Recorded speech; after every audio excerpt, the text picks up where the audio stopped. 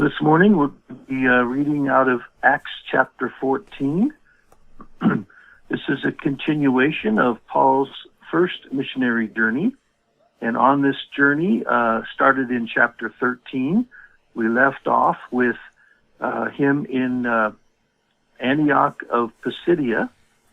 And Jesse, I've got a map, if you could put that up for me. We'll see where those are on the map. You'll see, as I summarize, he left Antioch, which is different than the Antioch in Pisidia. He left the one on the far right side of the map. He left, took a boat, went to the island of Cyprus, visited 2 cities on that island, and then got another boat and went up to Perga. You'll see that in about the center of the map. From Perga, they walked or rode donkeys or something. There was no Uber or taxis, so they hoofed it up there to Antioch in Pisidia. You can see that on the map. In Antioch, he gave a sermon. Some of the people that are disagreeing with him were mad and drove him out of the district. We see that in chapter 13, verse 50. So 51, they shook the dust off their feet in protest against them and went to Iconium.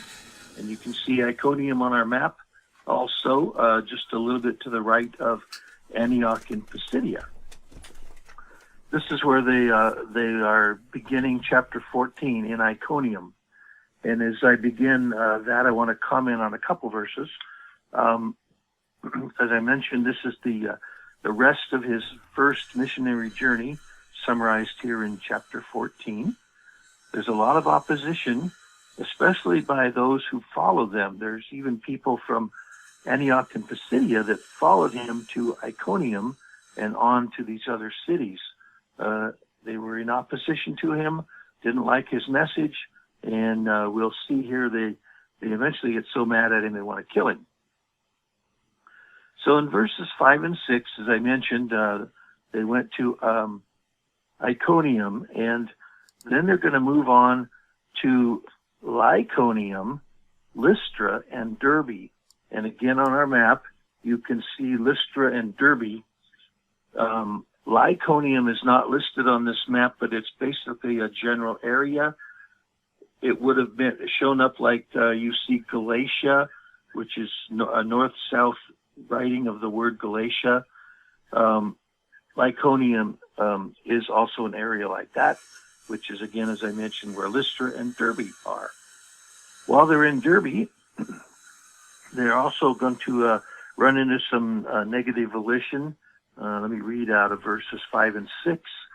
It says, an attempt was made by both Gentiles and Jews with their rulers to mistreat and stone them. They, that means Paul and Barnabas, became aware of it and fled to the cities of Lycaonia, Lystra, and Derbe, and the surrounding region. So here they are now in Lystra. I moved down to verse 10. This is actually verses 8 through 10, is the account of the man who had never walked.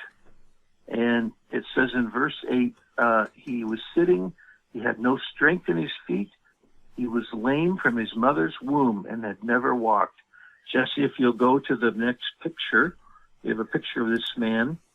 He's listening to Paul's preaching, and Paul is going to heal him. And verse 10, it says, with a loud voice, he says, stand up on your feet. And he leaped up and began to walk. Well, I've mentioned this before when the apostles healed these people. If you couldn't walk and you went into the hospital and had an operation to fix whatever it was, your knee, your ankle, your hip, whatever, you just don't jump off the operating table and start walking and leave. You take time to heal and take time for physical therapy and so forth.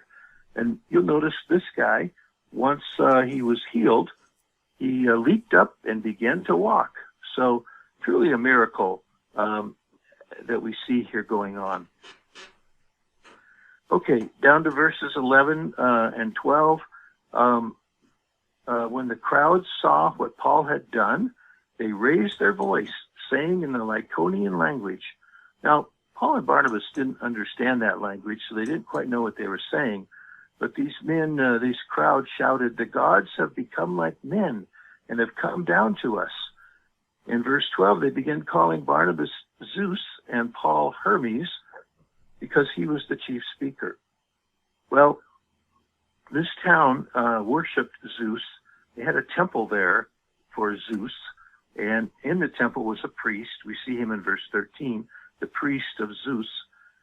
So the story, historical story or traditional story from this account is that way in the past, Zeus and Hermes had come down to this area and visited these people, but they were disguised and no one recognized them.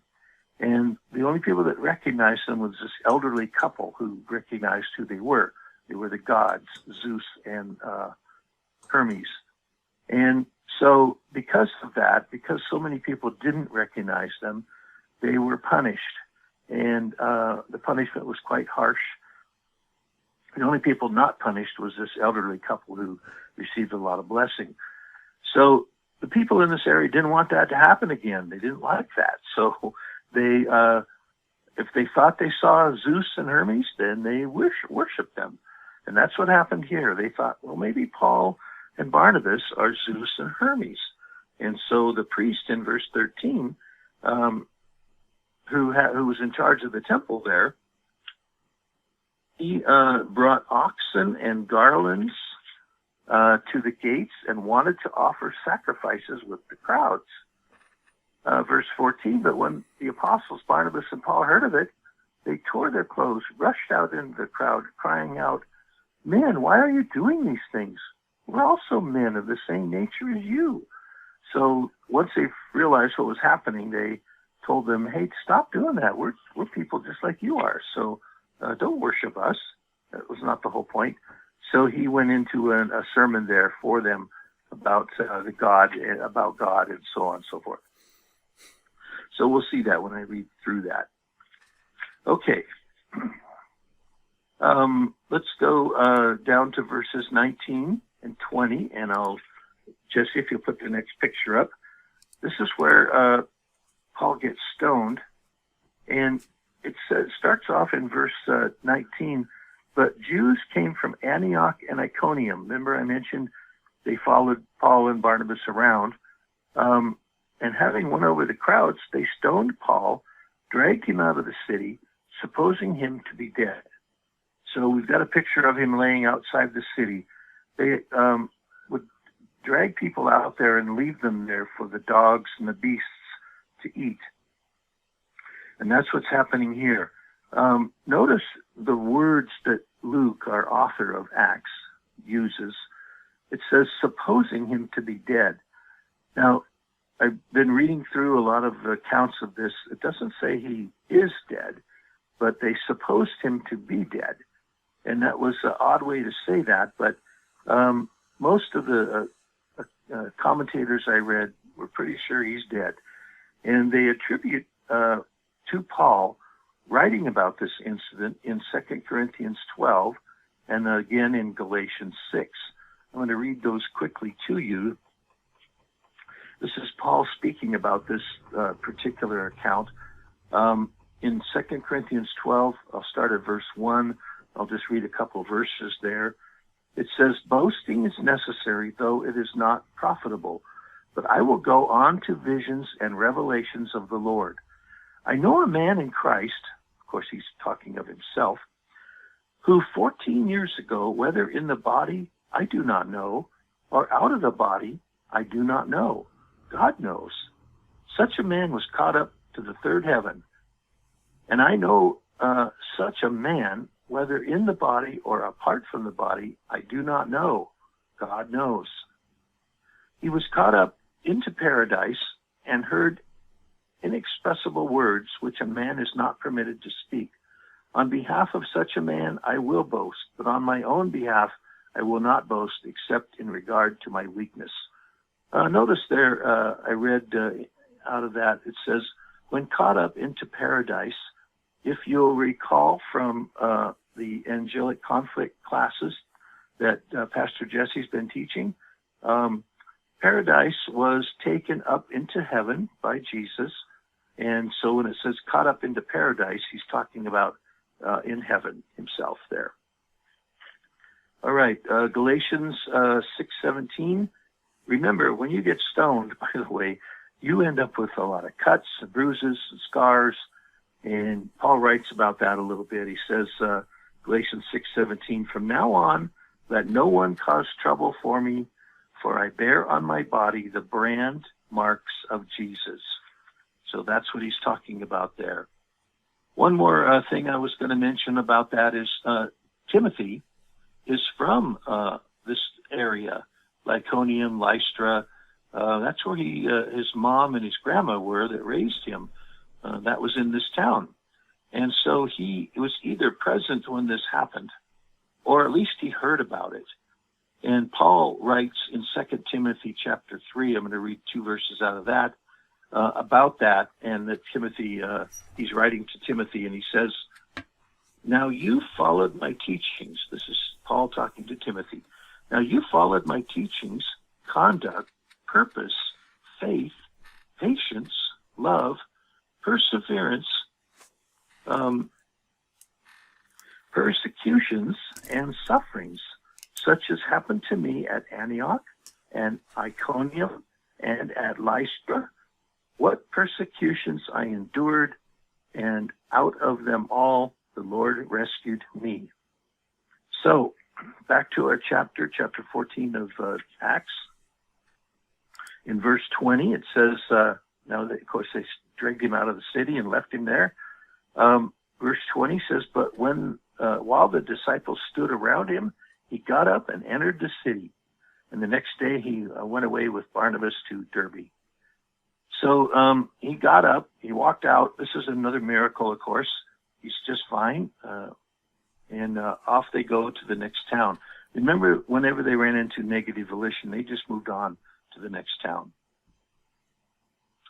Okay, verse 21 says, after they had preached the gospel to that city and had made many disciples, they returned to Lystra and to Iconium and to Antioch. Jesse, if you go to the next map, or back to our map, if you look where Derbe is, it seems like just a really easy trip to get back over to Tarsus and then to the first Antioch where they started. But they didn't go that way. They went back through the towns that they'd already visited. Verse 21, of course, it mentions those towns, Lystra, Iconium, Antioch. And the reason they're doing that is they had established churches there, and so they have to go back to these cities. Their purpose was to strengthen them, the churches that were there, to appoint elders over those churches, and to pray with them. As I mentioned, they didn't take the shorter route back to the first Antioch, but they needed to go back to these churches and get a foothold in them and get them started off on the right foot. Okay, with that, now I am ready to start reading chapter 14 of Acts. I'm going to begin at verse 1. In Iconium, they entered the synagogue of the Jews together and spoke in such a manner that a large number of people believed, both of Jews and of Greeks. But the Jews who disbelieved stirred up the minds of the Gentiles and embittered them against the brethren. Therefore, they spent a long time there, speaking loudly with reliance upon the Lord, who was testifying to the word of his grace, granting that signs and wonders be done by their hands. But the people of the city were divided, and some sided with the Jews, and some with the apostles. And when an attempt was made by both the Gentiles and the Jews with their rulers to mistreat and to stone them, they became aware of it and fled to the cities of Lycaonia, Lystra, and Derbe, and the surrounding region. And there they continued to preach the gospel. At Lystra, a man was sitting who had no strength in his feet, lame from his mother's womb, who had never walked.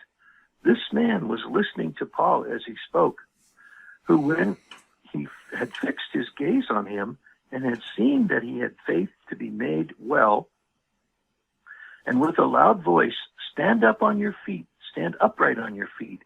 And he leaped up and began to walk. When the crowd saw that what Paul had done, they raised their voice, saying in the Lycaonian language, the gods have become like men and have come down to us. And they began calling Barnabas Zeus and Paul Hermes, because he was the chief speaker.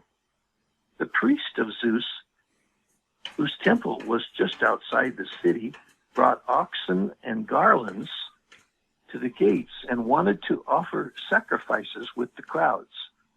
But when the apostles, Barnabas and Paul, heard of it, they tore their robes and rushed out into the crowd, crying out and saying, Men, why are you doing these things?